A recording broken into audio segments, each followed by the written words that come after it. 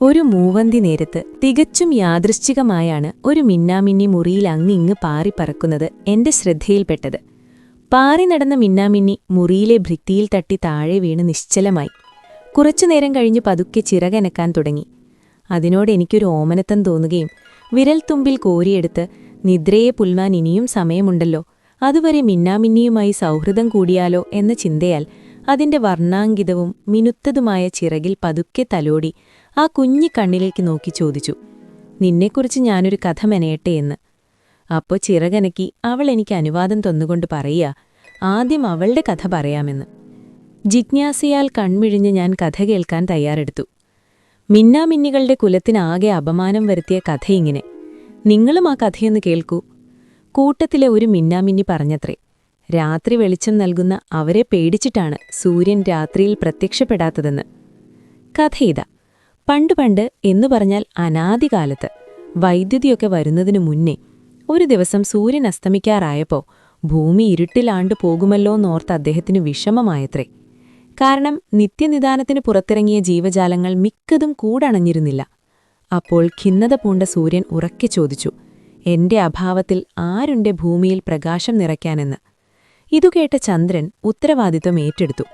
അദ്ദേഹം കൊടുത്ത ആത്മബലത്തിൽ സൂര്യദേവൻ സന്തോഷത്തോടെ അറബിക്കടലിൽ തേവാരത്തിനും സന്ധ്യാവന്ദനത്തിനുമായി പശ്ചിമാംബരം ലക്ഷ്യമാക്കി വളരെ വേഗത്തിൽ സ്വർണരഥം ഓടിച്ചുപോയി. ചന്ദ്രനാകട്ടെ ഡ്യൂട്ടി ഏറ്റെടുക്കാൻ കോപ്പുകൂട്ടവേ അകലെ നിന്ന് കാറ്റും കാർമേഘക്കൂട്ടങ്ങളും ചന്ദ്രബിംബത്തിന്റെ മുന്നിൽ ഒരു പ്ലേഗ്രൗണ്ട് തീർത്തങ്ങനെ നിന്നു. അങ്കലാപ്പിലായ ചന്ദ്രൻ തന്റെ ദൗത്യം ഏറ്റെടുക്കാൻ പറ്റിയ ആരെങ്കിലുമുണ്ടോ എന്ന് ഉറക്കെ ചോദിച്ചു. നിദ്ര വിട്ടെഴുന്നേറ്റ നക്ഷത്രക്കൂട്ടങ്ങൾ സാരമില്ലെന്ന് ചന്ദ്രനെ ആശ്വസിപ്പിച്ചു പറഞ്ഞു. വിഷമിക്കണ്ട, ഞങ്ങളിതാ പ്രകാശം പരത്താൻ തുടങ്ങുകയായെന്നു പറഞ്ഞു. ഒറ്റൊരാശ്വാസം തോന്നിയെങ്കിലും ചന്ദ്രൻ കാർമേഘപടലങ്ങളുടെ പുറകിൽ നിന്ന് പല്ലിറുമിക്കൊണ്ടിരുന്നു. മിന്നി മിന്നി പ്രകാശിക്കാൻ തുടങ്ങിയ നക്ഷത്രങ്ങളെ കണ്ട് ഒരിടത്തും ഇരിക്കെ പൊറുതിയില്ലാത്ത കാറ്റും കാർമേഘങ്ങളും അങ്ങോട്ട് ഓടിയെത്തി നക്ഷത്രക്കൂട്ടങ്ങളുടെ മുന്നിലും കർട്ടനിട്ട പോലെ നിന്നു.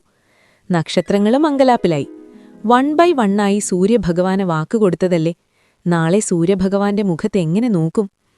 ടെൻഷനിൽ മുങ്ങിപ്പൊങ്ങിയ നക്ഷത്രക്കൂട്ടങ്ങളും ഉറക്കെ ചോദിച്ചു, വേറെ ആർക്കെങ്കിലും പ്രകാശം ചൊരിയാൻ കഴിയുമോ എന്ന്. അപ്പോൾ അടുത്തൊരു ഇലച്ചാർത്തിൽ മയങ്ങിക്കൊണ്ടിരുന്ന സുന്ദരിയായൊരു മിന്നാമിന്നി പറഞ്ഞു, ചെറിയ വെട്ടമാണെങ്കിലും അവൾ തെളിഞ്ഞുകൊള്ളാമെന്ന്. നക്ഷത്രങ്ങൾ ആശ്വാസത്തോടെ പിൻവാങ്ങി. ആ സുന്ദരി പെണ്ണ് മിന്നി തുടങ്ങിയപ്പോഴേക്കും എങ്ങു നിന്നൊക്കെയോ 1000 മിന്നാമിന്നുകൾ ഒപ്പം മിന്നി. നിഴലും വെളിച്ചവും ചേർന്ന് ഭൂമി നിലാമിൽ മുങ്ങിക്കുളിച്ച് പ്രകാശപൂരിതമായി. 1000 മിന്നാമിനുങ്ങുകളുടെ കരകാട്ടം. ഈശ്വര, നേരം പുലരാതിരുന്നെങ്കിൽ. താഴേക്കിറങ്ങി വരാൻ പറ്റാത്ത കാർമേഘം കുറച്ചുനേരം നോക്കി നിന്ന് എന്തോ കാണിക്കട്ടെ എന്ന ഭാവത്തിൽ അവിടെ തന്നെ നിലകൊണ്ടു.